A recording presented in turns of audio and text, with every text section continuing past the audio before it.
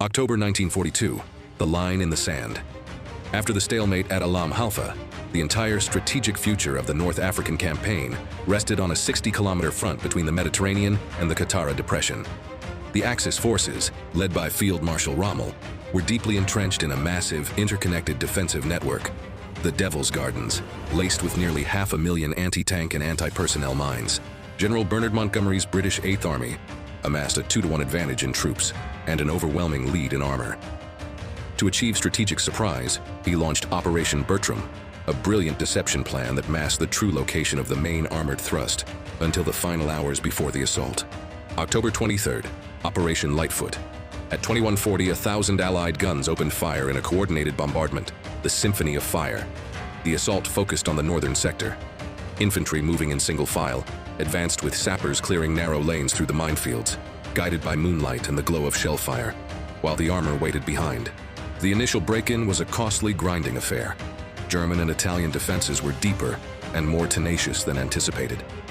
By dawn, the infantry had secured a foothold, but the armored units were bottlenecked in the cleared channels, facing fierce counterattacks from Rommel's Panzer and Littorio divisions.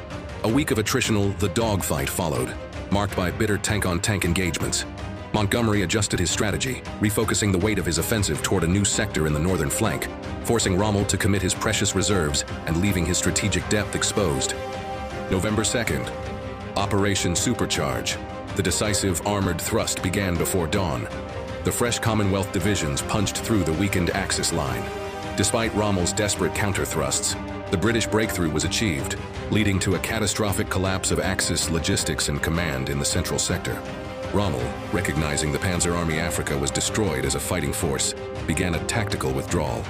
However, a direct order from Hitler, demanding a rigid stand fast to the last man, arrived and compelled Rommel to halt the retreat, costing his remaining operational units. He resumed the withdrawal days later, leaving behind thousands of troops to be encircled. Montgomery's 8th Army launched a relentless pursuit across Libya.